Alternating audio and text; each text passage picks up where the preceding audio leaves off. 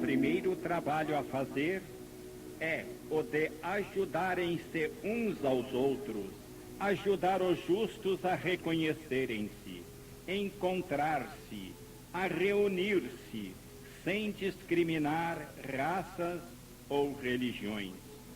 Isto para constituir um primeiro núcleo de justos, prontos não somente a pregar, mas também a praticar o Evangelho, para formar um primeiro grupo daqueles que poderão ser salvos por tê-lo merecido com uma vida exemplar, para estabelecer um primeiro centro de atração para a constituição da nova civilização do terceiro milênio.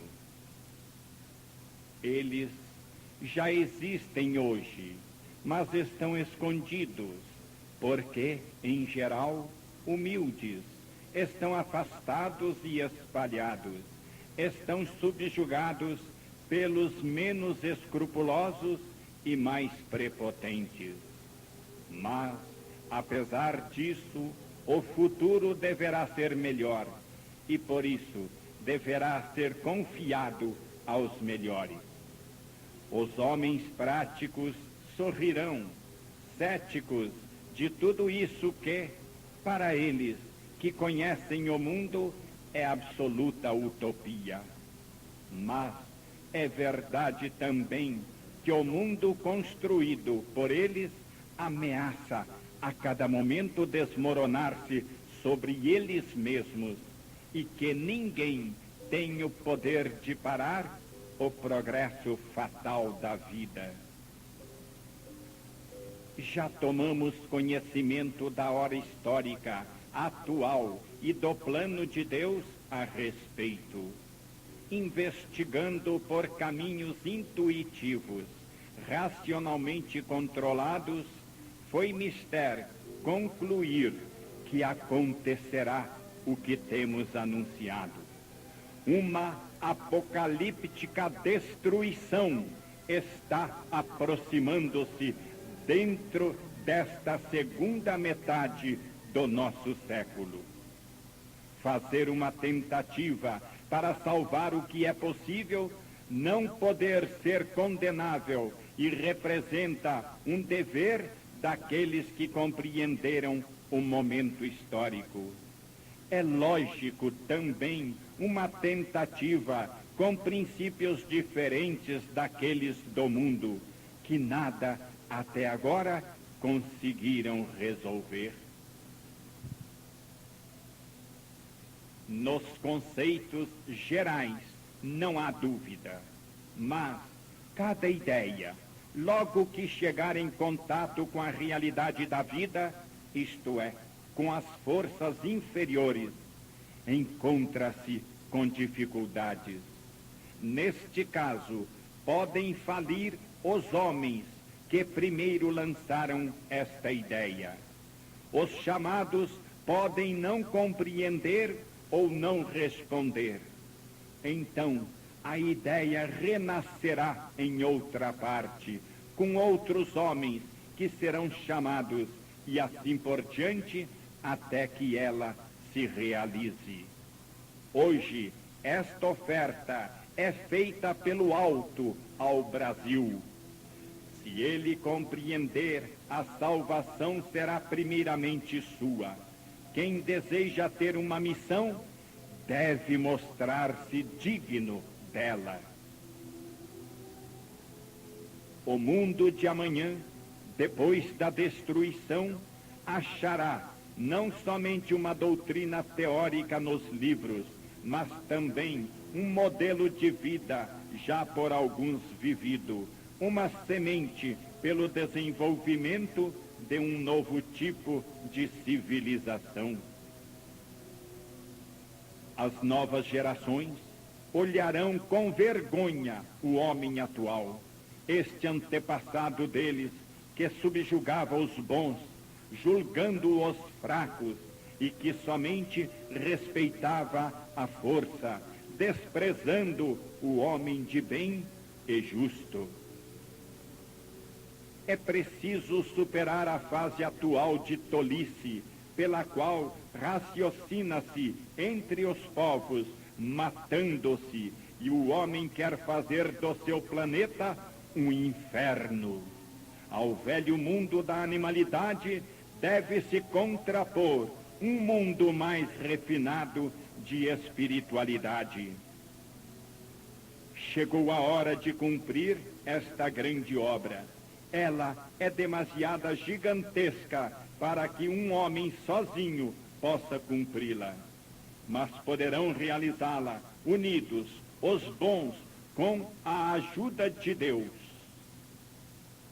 Terá direito à salvação quem quiser trabalhar neste sentido, colaborando com a vida, no seu esforço para construir um homem mais evoluído, ajudando-o a superar a sua atávica ferocidade e a estupidez da lei animal da luta e seleção do mais prepotente, para chegar a uma lei mais alta, na qual o melhor que se deve selecionar é o mais justo, o homem da unidade orgânica da humanidade, e não o individualista egoísta, desagregador de toda a sociedade.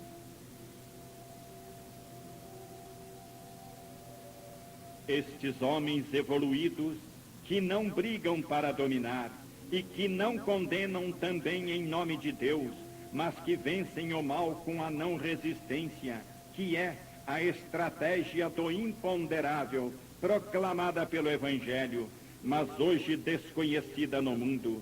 Estes homens de todas as partes surgirão e reconhecer-se-ão uns aos outros. Que eles, uns aos outros, abram os braços fraternalmente. O passaporte para entrar nesta nova terra do futuro está escrito com singelas palavras de honestidade na alma de cada um, que podem ser lidas na testa e nos olhos, que não podem mentir. Quem neste terreno procura enganar, engana-se a si mesmo. Este é o plano de trabalho para os homens de boa vontade. Este plano é demasiado grande para ser confiado às forças humanas. Aqui, quem guia serão, sobretudo, as leis da vida, às quais subordinados estarão aqueles homens que saberão interpretá-las, não pretendendo eles dirigir e mandar, mas tornando-se humildes e obedientes instrumentos da vontade de Deus.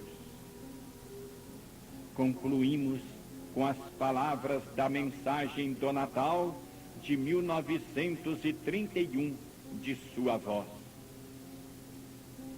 Depois disso, a humanidade purificada, mais leve, mais selecionada por haver perdido seus piores elementos, reunir-se-á em torno dos desconhecidos que hoje sofrem e semeiam em silêncio, e retomará, renovada, o caminho da ascensão.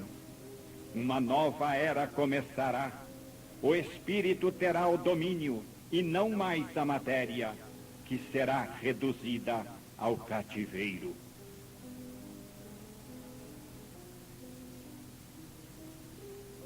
É natural que neste volume, escrito no Brasil, devamos ocupar-nos de modo especial também deste grande país e dos problemas mundiais vistos em função dele. O ponto de vista em relação a determinado país não é uma preconcebida determinação de chegar a certas conclusões em função de interesses particulares, mas é sempre uma visão objetiva de realidades que pertencem a todos. Qual a função histórica do Brasil no mundo, especialmente em relação à esperada nova civilização do terceiro milênio?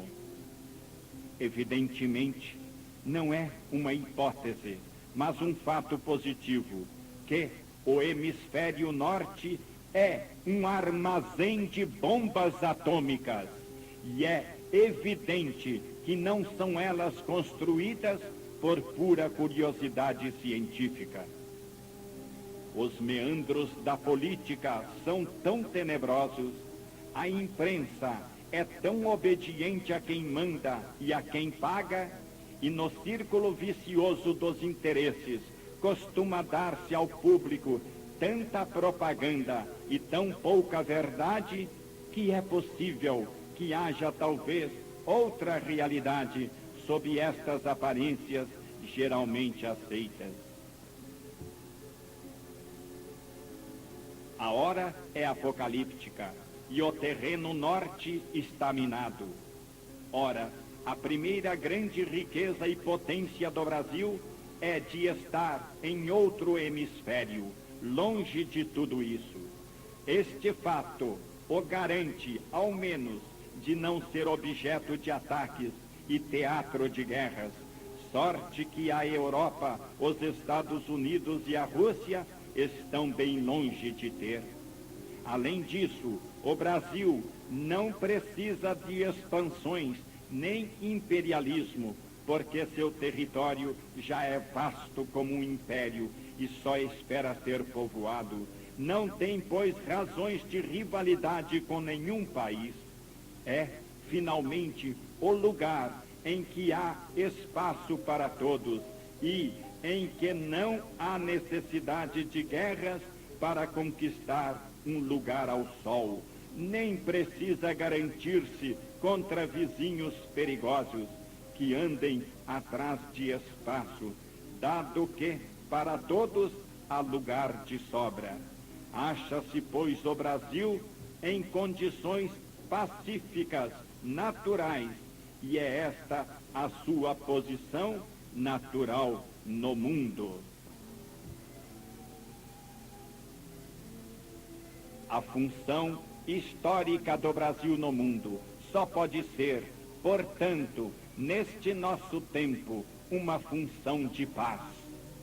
Esta é a sua posição atual no pensamento da história. Esta é a missão que lhe foi por ela confiada. As circunstâncias, com efeito, enquadram hoje o Brasil nesta posição, como num destino expresso pelas condições de fato.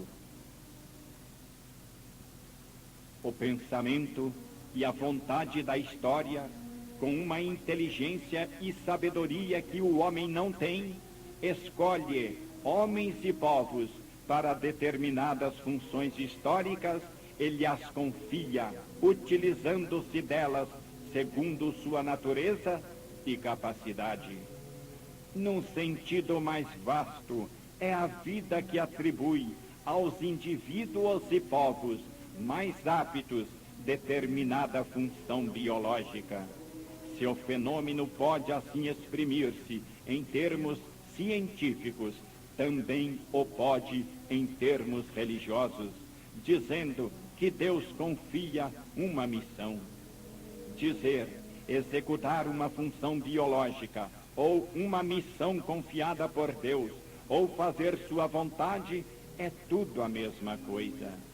Ora, de tudo o que foi dito nos nossos volumes precedentes, resulta que aquele que se acha nestas condições virá a personificar uma força em ação no funcionamento orgânico do universo, tornando-se assim um operário executor do plano divino que dirige o evolver das coisas. Ele se acha, então, protegido pela vida que lhe oferece os meios para que realmente se complete a realização da função ou missão. A vida ajuda os homens e movimentos que têm uma função biológica e deixa indefesos os que não a têm. Disto pode compreender-se de que poder dispõe o homem ou o povo que tenha uma função biológica, ou seja, uma missão. É a própria vida que o investe de seus poderes, os quais, embora concedidos apenas onde Deus o queira e na medida em que o queira Deus, são meios ilimitados por sua própria natureza. E isto praticamente se chama sorte ou destino, pelo que são vistos homens comuns lançados subitamente aos primeiros planos da história. Diga-se o mesmo para os povos. O Brasil, como nos indicam as condições de fato, personifica essa função biológica ou missão de pacifismo no mundo. Quem é verdadeiramente honesto não vai a cada passo apregoando que é honesto. Os não honestos é que procuram esconder seu rosto verdadeiro e defender-se. Assim, o povo verdadeiramente pacífico e pacifista é o que menos se faz paladino oficial de pacifismo, o que faz menos campanhas publicitárias com esse escopo. E o Brasil é assim, pacifista até o âmago, é-o naturalmente, e não precisa fazê-lo muito, porque o é.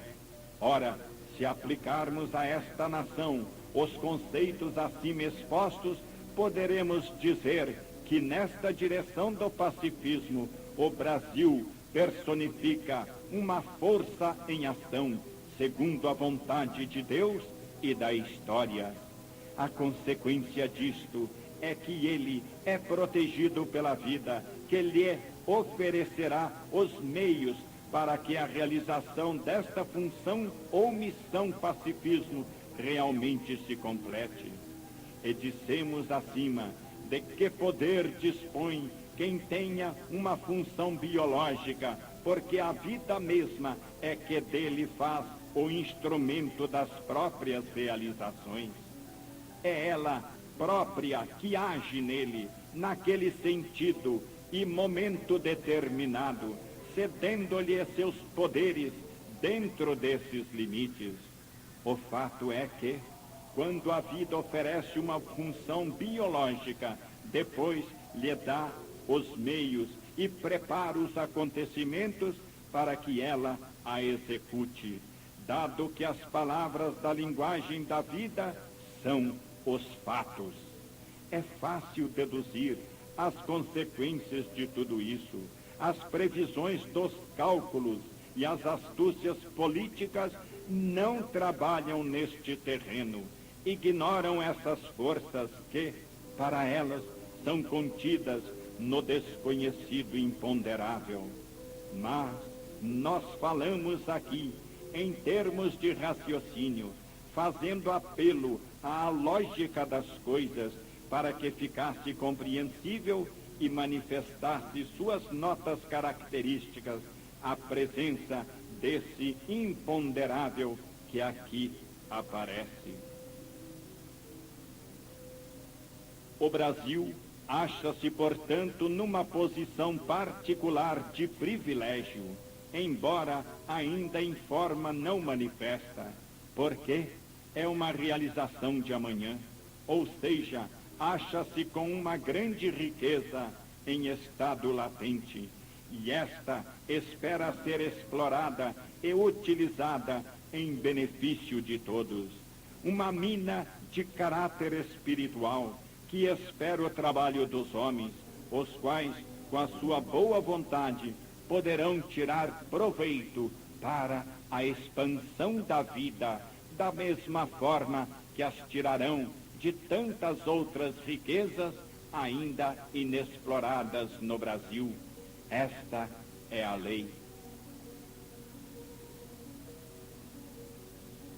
Eis a atual posição do Brasil na história. A vida lhe oferece uma função a executar, a qual faz parte de seu plano de expansão e de evolução do planeta. É um oferecimento, é a investidura de uma grande missão. Cabe agora ao povo brasileiro corresponder ao oferecimento, compreendendo-o e aceitando-o. Os momentos históricos jamais se repetem idênticos, e esses oferecimentos não são feitos duas vezes. Perdida uma oportunidade, ela não volta mais. Cabe, além disso, ao povo brasileiro compreender que a natureza desta missão é manter-se na linha do pacifismo, isto é, que a função biológica que a vida confia ao Brasil é função de paz e amor. Segue-se daí que, se esta é a vontade da história, e se o Brasil quiser caminhar nessa direção, aceitando a missão, ser-lhe-ão concedidos todos os auxílios. Mas, se ao contrário, o Brasil se colocar como primordial posição no terreno da força bélica ou como potência ávida de supremacia, então a vida lhe retirará todos os auxílios, e assim tudo será perdido, no sentido de que a função e a missão lhe são tiradas, e a oportunidade de exercer um papel mundial se esfumará. Quem vai de encontro à vontade da história é cortado de suas fontes vitais e não recebe mais ajuda. Assumir hoje o Brasil no mundo uma função diferente seria coisa de difícil realização. Seria bem estranho um Brasil imperialista e expansionista, se já de per si é maior que um império e não chega a povoar sua própria terra ilimitada. Seria bem estranho um Brasil que quisesse levantar-se como grande potência militar, quando não tem inimigos próximos para combater. Seria bem estranho que um país definido como coração do mundo e pátria do Evangelho se pusesse a fazer guerras de conquistas ou de defesa, de que absolutamente não necessita. É claro, pois, que a função histórica do Brasil no mundo só pode ser a de abraçar a humanidade com o seu amor em seu imenso território, à espera de ser povoado. Deixemos aos povos do hemisfério norte outras funções a executar no organismo social do mundo. Deixemos à Ásia a função metafísica, à Europa as funções cerebrais do mundo, à Rússia a função revolucionária e destruidora, à América do Norte a função econômica da riqueza, e assim por diante, e reconheçamos que a função histórica do Brasil é bondade, tolerância e amor. Se olharmos o mapa do mundo, acharemos uma distribuição de qualidades e funções correspondentes, diversas e complementares, como num organismo único. Este, na Terra, está em formação e se chama humanidade. É natural que a história escolha, para cada determinada tarefa, os indivíduos dotados das qualidades mais adequadas para executá-las, justamente porque a vida quer realizar, alcançando no terreno prático todos os seus objetivos. E o Brasil pode fazer-se representante da vontade da vida no terreno da bondade e do amor. É este um setor vazio do equilíbrio de todas as funções do organismo social da humanidade, e que outro povo poderia preenchê-lo. Não digo que não haja outros povos bons no mundo, mas estão empenhados em outros trabalhos. Muitas vezes, mesmo pelo fato de serem melhores, que estão mais sujeitos às opressões e às dores, porque na humanidade há também os encarregados da expiação e da prova do sofrimento.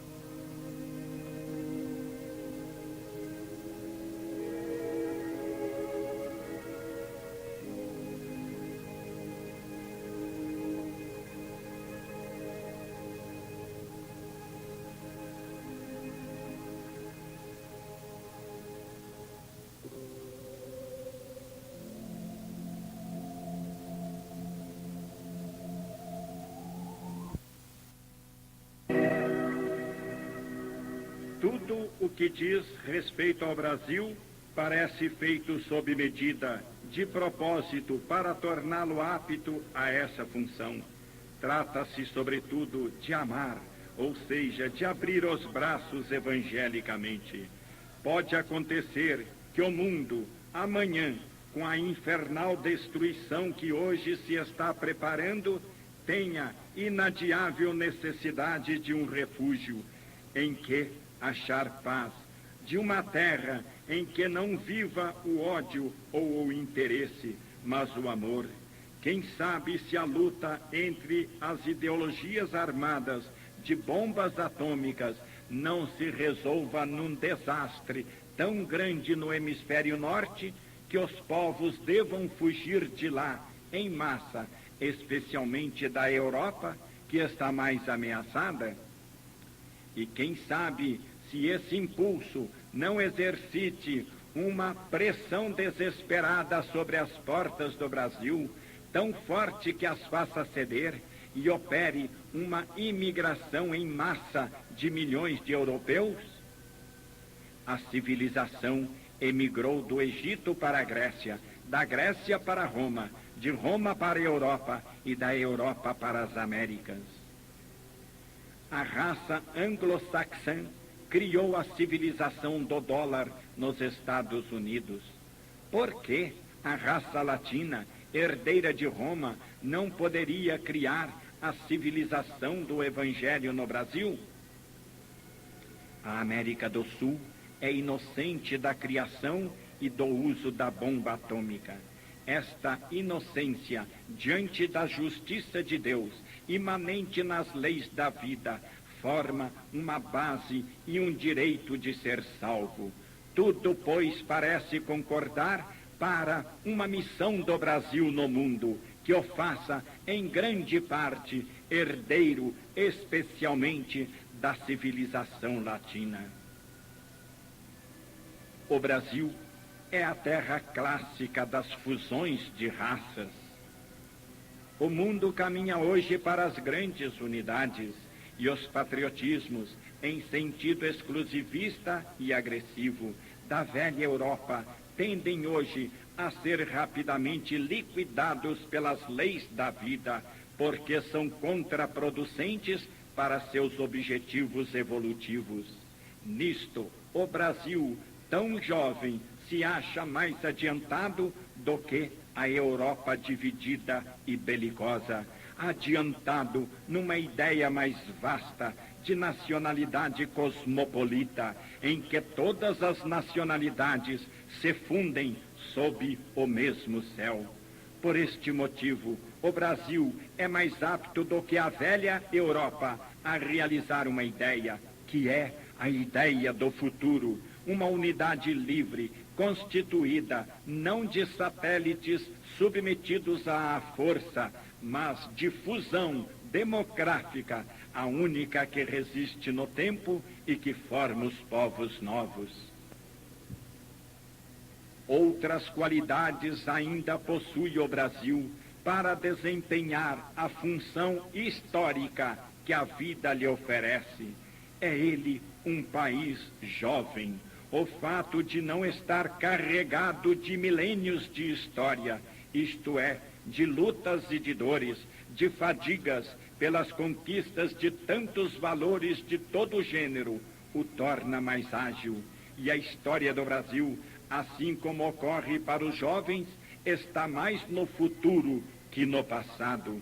Este povo tem a vantagem de poder colher, ainda em idade juvenil, os produtos de uma longa civilização, já confeccionados e prontos para o uso pela Europa já velha, que suportou e sente o cansaço produzido pelo esforço de quem os teve de criar por si mesmos.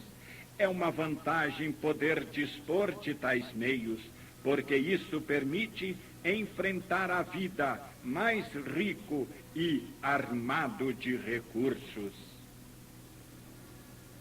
O Brasil é jovem. O ponto de chegada da civilização europeia é, para ele, um ponto de partida. O Brasil é terreno desimpedido, pronto para assimilar o que é novo.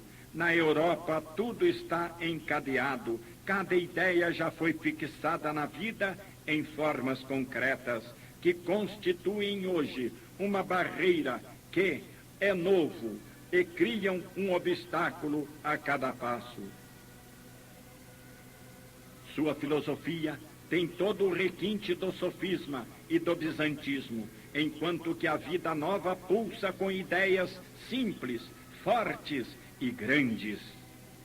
A inteligência é o caminho para chegar a compreender a utilidade individual e coletiva de ser bons e honestos, e o sentimento é a estrada mestra para alcançar essa fusão de almas, sem o que não poderão surgir os futuros organismos das grandes coletividades sociais. Aos jovens pertencem a vida e o futuro. O que mais importa é o amanhã. Neste amanhã deve ser olhada e compreendida a grandeza do Brasil. A madureza europeia pode significar também cristalização senil, uma carga de superestruturas que bloqueiam a evolução, o esgotamento de forças vitais. A crítica e a cultura destruíram as trevas da ignorância, sim, mas ficou apenas a razão, fria, calculadora de egoísticos interesses materiais. Este é o positivismo do mundo civilizado de hoje. O poder criador, representado por um transporte de fé, com esperança no futuro, parece perdido neste mundo cinzento de ceticismo, agarrado, sem esperança, apenas à vantagem que pode oferecer o minuto que foge. Perdeu-se, assim, na realidade, todo o sentido verdadeiro da religiosidade, embora quase todos se declarem homogeneamente católicos, apostólicos romanos, ao menos na Itália. Os protestantes e católicos alhures, mas todos igualmente cristãos. Na prática, as massas adoram o Deus dinheiro e só nele creem firmemente. Muitas belas práticas formais sobrevivem, mas domina, na maioria, a indiferença e desapareceu todo o sentido de verdadeira espiritualidade. Os grandes santos surgiram, mais frequentemente, dos grandes pecadores passionais do que dos frios e ortodoxos pensadores. O Brasil terá outros defeitos, mas é inocente dessas culpas, próprias de quem teve a responsabilidade de guiar intelectual e espiritualmente o mundo. Sua história não se fez, ainda se fará. Não há, pois, diante da lei, violações executadas, nem espera de suas reações, nem débitos que pagar.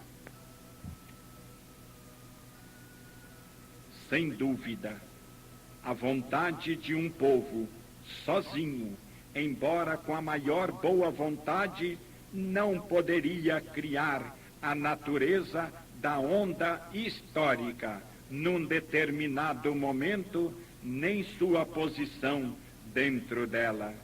Cada nação se acha aí situada em atitudes diversas, com diferentes funções, de acordo com o desenvolvimento das proposições lógicas do pensamento progressivo da vida.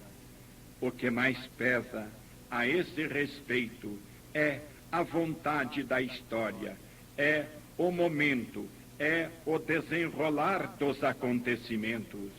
Ora, tudo está a favor do Brasil, para que, secundando os impulsos da história que oferece, mas jamais coage, possa ele desempenhar esta sua função e missão. Esta convergência de circunstâncias favoráveis demonstra que, efetivamente, a história faz, hoje, ao Brasil, este oferecimento, e para que este se torne função histórica e missão, e mais tarde se realize a ação, a questão é apenas de que o Brasil a aceite e a queira. Não nos detenhamos nas condições e aparências do momento. Esta que fazemos é uma visão remota e de conjunto, e não um trabalho de análise do pormenor em que vivem os homens políticos. Colocamo-nos aqui em contato com os grandes movimentos da vida do mundo, e não com o jogo dos partidos, nem com as competições humanas. Um homem ou um povo pouco podem sozinhos e nada podem contra a história. Mas, se a onda que os leva é favorável, Deus está com eles. As forças imensas da vida estão à sua disposição e eles podem, portanto, alcançar até o inacreditável. As qualidades que o Brasil possui não só são aprovadas pelo novo rumo dos tempos, como também são aproveitadas porque a vida hoje precisa justamente delas. É provável que o mundo se ache brevemente com uma necessidade tão premente de paz e de bondade que se valorizem de modo extraordinário os poucos lugares em que seja possível encontrá-las. E o Brasil poderá ser o primeiro entre estes. É provável que os conflitos do hemisfério norte terminem com grandes destruições, após as quais a vida terá imperiosa necessidade para sua reconstituição de paz, amor, compreensão e colaboração, e de um lugar tranquilo onde possa repousar e recomeçar sobre essas bases. A carência crescente desses elementos e a progressiva elevação da procura os valorizará cada vez mais, tornando-os buscados e preciosos. A humanidade, traída pela força e pela riqueza, nas quais unicamente acreditou, enregelada por um egoísmo da qual só terá recebido desolação, procurará, para não morrer, um sentimento de bondade em que possa viver com mais calor e que termine de uma vez com as lutas. Eis a grande função histórica do Brasil. Se este souber preparar-se desde já, eis sua missão, se ele quiser desempenhá-la amanhã, pois que a história está pronta para confiar-lhe. Então, poderemos dizer que o Brasil poderá ser a sede da primeira realização da terceira ideia, que funda num todo o que há de melhor nas duas atualmente em luta mortal, ou seja, a liberdade de um lado e a justiça econômica do outro, no amor evangélico, sem o que nada é aplicável, em paz nem pode dar fruto algum. Isto tudo é possível porque, como diz Vitor Hugo, há uma coisa mais poderosa que todos os exércitos, é uma ideia cujo tempo tenha chegado. Então, poderemos dizer que o Brasil poderá ser verdadeiramente o berço da nova civilização do Espírito e do Evangelho, da nova civilização do terceiro milênio. Os profetas representam justamente o tipo biológico de antenas sensibilizadas pela evolução. Os verdadeiros profetas são também gênios e santos. Na profecia, o homem se aproxima das esferas superiores, em que não há tempo e que, por sua perfeição, são naturalmente determinísticas. E onde existe o tempo, tudo é presente, e os acontecimentos não aparecem cindidos na sucessão que os devora, ligados por uma cadeia de causalidades, onde tudo é determinístico. O futuro não pode ser um mistério. Quanto mais se sobe para o ápice e para a unificação, tanto mais se pensa e se obra com perfeição, isto é, deterministicamente. A profecia é, portanto, logicamente possível e é um ato de inspiração. Quanto mais ascendemos na direção das grandes linhas da história, menos elas obedecem ao capricho humano, porque mais nos avizinhamos dos grandes planos da lei, e mais esta comanda e se manifesta evidente em sua natureza, que é determinística.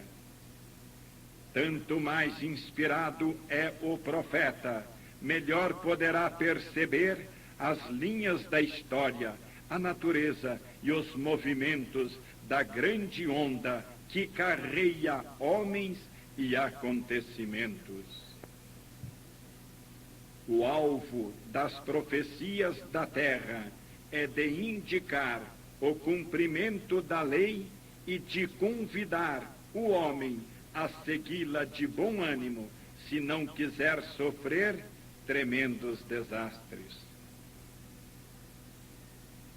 Tudo o que do céu cai na terra tem que estar prevenido contra o mau uso que em nosso mundo se consegue fazer de tudo. Quantos olhos espiam, quantos ouvidos tentam escutar estas intuições do futuro. Que vantagem poder conhecê-lo por antecipação para defender-se melhor. Ouvem-nas os bons para ter coragem e perseverar, mas escutam-nas também os levianos por curiosidade, e as escutam sobretudo os maus para reforçar-se no mal. Quem interroga as profecias só para saber o futuro e então pôr-se a lutar contra a lei, deveria antes interrogar a si mesmo para ver qual sua posição diante da lei, a posição que ele livremente quis tomar com suas obras.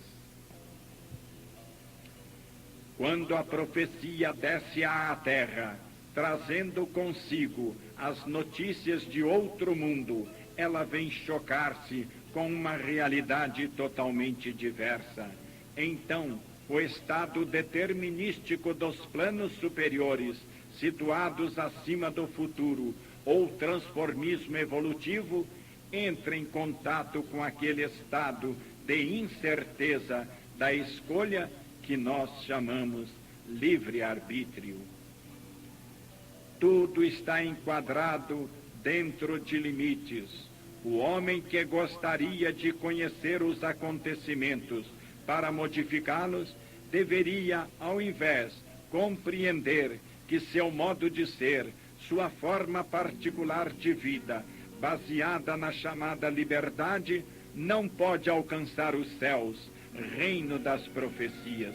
Deveria compreender que sua liberdade não pode ultrapassar os confins do campo humano de ação, não pode ultrapassar o limite e entrar no campo da lei, onde reina o determinismo do absoluto. A interpretação do Apocalipse não pode ser jogo de adivinho, mas só trabalho de intuição e, ao mesmo tempo, raciocínio filosófico profundo. Mostra-nos o Apocalipse que o caos é transitório e que no âmago dele está a ordem de Deus, em quem tudo tem que acabar, resolvendo-se nele. Indica-nos no Apocalipse que na lei há um princípio de equilíbrio que estabelece um limite ao mal, controla seu desenvolvimento e o detém quando a medida está esgotada. Os artífices do mal não podem escapar à justiça que põe tudo em ordem.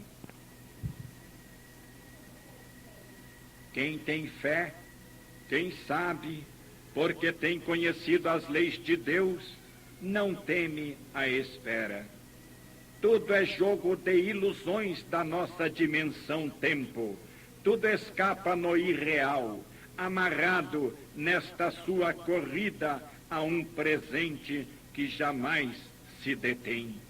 E as forças do mal, em vão, se agarram às crinas desse cavalo em fuga, porque nenhum edifício estável pode construir-se correndo sobre as areias movediças do transformismo da evolução, mas só na zona alta do espírito, onde as tempestades do tempo se acalmam em mais elevadas dimensões.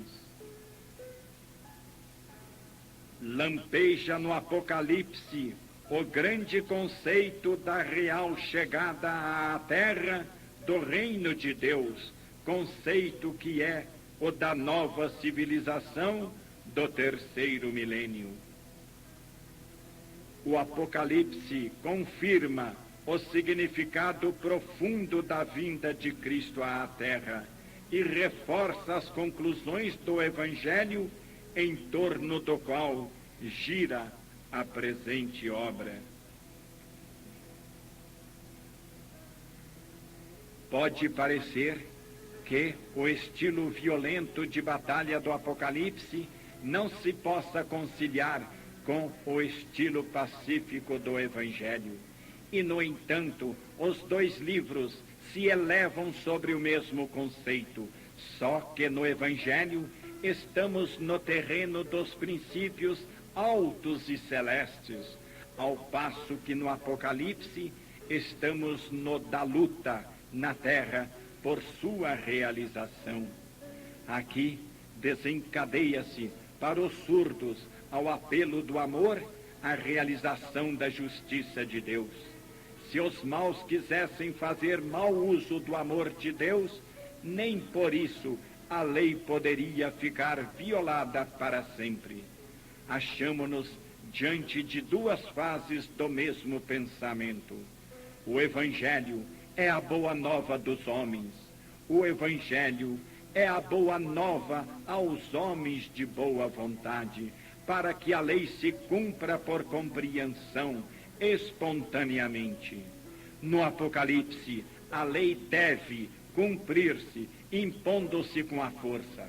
O Evangelho é a voz do céu, proferida por um anjo vestido de bondade, que se dá aos homens pelo amor. O Apocalipse é um drama que se desenrola no inferno terrestre, reino de Satanás. O Evangelho anuncia o reino de Deus.